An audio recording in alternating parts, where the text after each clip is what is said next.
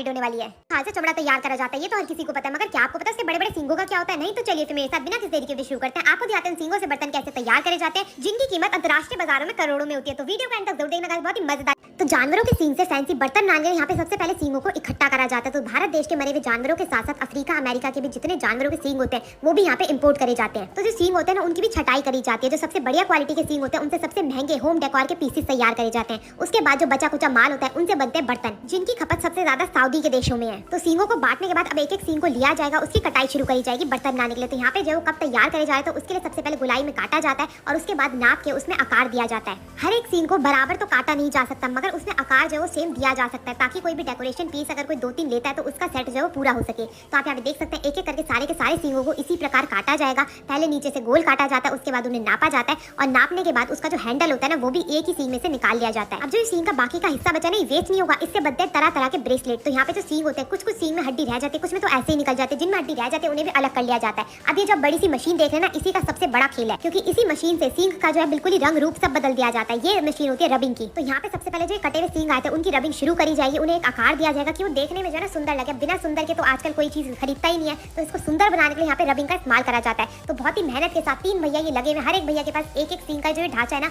कम से कम 15 मिनट तक रहेगा। फिर वो आगे की ओर भेजते रहेंगे ताकि तीनों ही हर एक सींग को रब कर करके उसमें चमक पैदा कर सके और वो देखने में इतना सुंदर लगे कि जिसकी निगाह इस पे पड़े ना वो कह ही ना सके कि सींग से बना, उसे एकदम खरीद ले। तो उसका रंग रूप बदलने के बाद बारी आती है उसके हैंडल को अटैच करने की। तो यहाँ पे जिसके लिए गैस सिलेंडर के ऊपर एक लोहे का टुकड़ा रख लिया गया, इसे गर्म करा जाएगा। उसके बाद ये जो सींग आप देख रहे हैं ना इसको भी इसी के ऊपर पकाया जाता है, क्योंकि हमें इसका हैंडल मोड़ना होता है और मोड़ने के लिए इसे पकाना बहुत जरूरी है। हर एक सींग में कम से कम 30 मिनट लग जाता है उसका हैंडल मोड़ने में। तो आप सोच सकते हैं कि एक सींग में कितनी ज्यादा ताकत होती होगी, तो वो हर जानवर की ढाल बनता है। तो आप यहाँ पे देख सकते हैं अच्छे से इसे गर्म कर लिया गया। इसे बड़ी आसानी से एक पेचकस की मदद से मोड़ लिया जाएगा और मोड़ने के बाद यहाँ पे इसे बिल्कुल ही मग का आकार दे दिया जाएगा। आकार देने के बाद इसी आकार को बनाने के लिए इसे ऐसे ही बांध के रस्सी से रख दिया जाता है कम से कम 10 मिनट के लिए, ताकि जिसकी गर्माई है वो भी निकल सके। उसके बाद इसे पानी में डुबोया जाता है ताकि इसमें जो कालस आई है ना गर्म करने से वो भी निकल सके। तो आप यहाँ पे देख सकते हैं इसकी कालस भी इसी तरह पानी में निकाल ली गई है और कालस निकालने के बाद इसे ठंडा होने के लिए रख दिया जाता है। ठंडा होने के बाद इसे दोबारा से रबिंग वाले भैया को दिया जाता है, जिसमें सुंदर सुंदर आकार डालते हैं, इसकी दोबारा से रबिंग करते हैं ताकि इसमें दोबारा से चमक आ सके और ये इतना सुंदर लगे देखने में कि मैं आपको क्या ही बताऊं। अब इसकी सुंदरता तो हो गई, बट नीचे बेस तो है ही नहीं।